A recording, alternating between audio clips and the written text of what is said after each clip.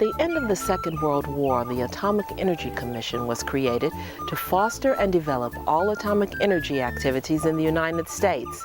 In 1947, it took over the atomic energy program from the U.S. Army's Manhattan Project.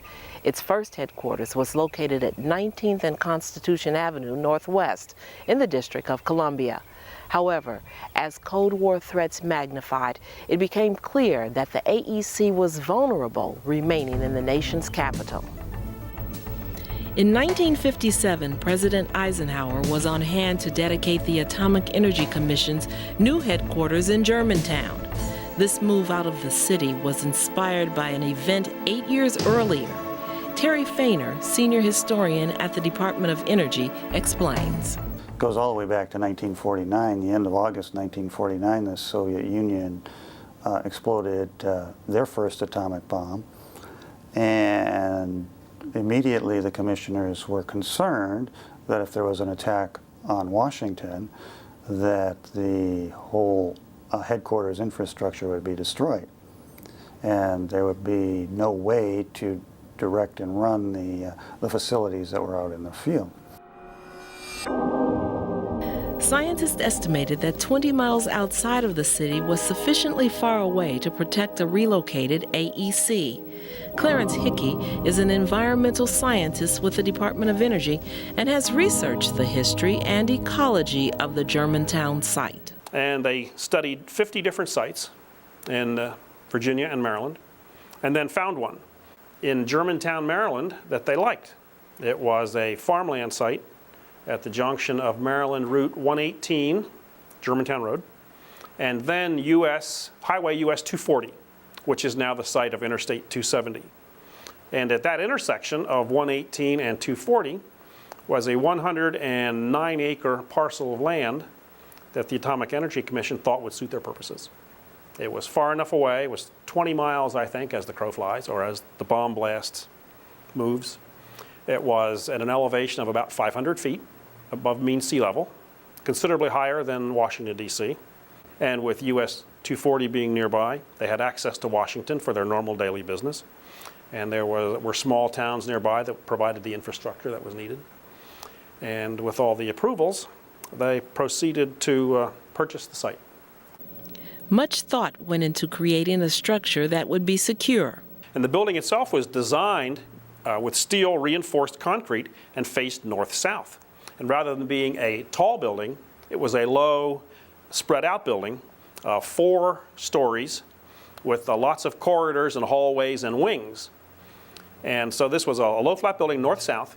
And if a bomb were to be dropped in Washington and the blast were to come out as far as Germantown, the south end of the building would receive the blast and absorb the shock, so that the north end of the building would be more or less protected. And it was that north end of the building facing Maryland Route 118, Germantown Road, where the AEC commissioners and all the presidential appointees and people were located. It's where their offices were. The basement doubled as a bomb shelter.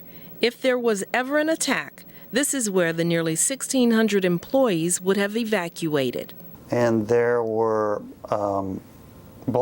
huge blast-resistant doors, which were several feet thick, in the stairwells and at any entrances there were into the many-winged building. And as we look at this floor plan now, you can see here's the technical library, record center is here, but certain areas of the building were designated as shelter areas. There's a shelter area here, and in A wing there's a shelter area here and another shelter area here. And I think what they did is they stored equipment and supplies and that sort of thing, and actually some living space if people needed to spend any significant amount of time down there. If there was a disaster, the health unit, which has a door right here opening out, would be the main entrance to the whole bomb shelter unit. And they had several restrooms in here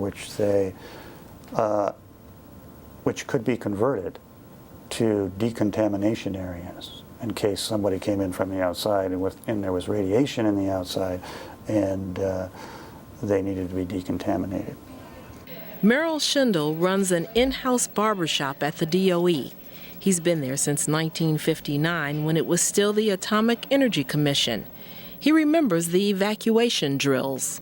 They had big blast doors right inside by the elevators there, and when they'd start the evacuation, you had to go in behind the blast doors, and they would seal the whole area in there. There was about 4 or 5 big blast doors, and they were really big doors, heavy doors, and they would all slam shut. You'd have to stay in there about 5 minutes, and then they'd open them up.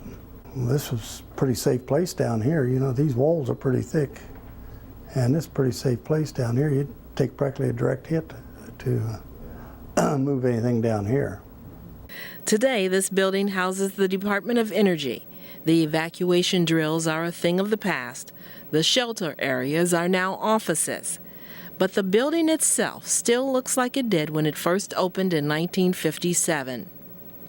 The sign in front of the gift shop still reads AEC. Created as a convenience to the employees, this store even has a post office. Carol and Sanford Blum have been the managers since 1963. In the early days, the AEC was like a small college campus.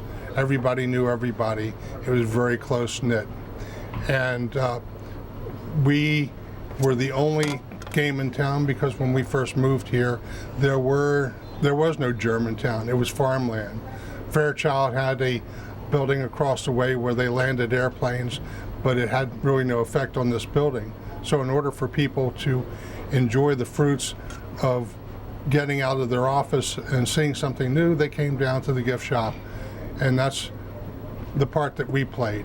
Hi, isn't that pretty? Everyone in this building is just a pleasure to work with. They can't do enough to keep us here, and it's just been a pleasant experience.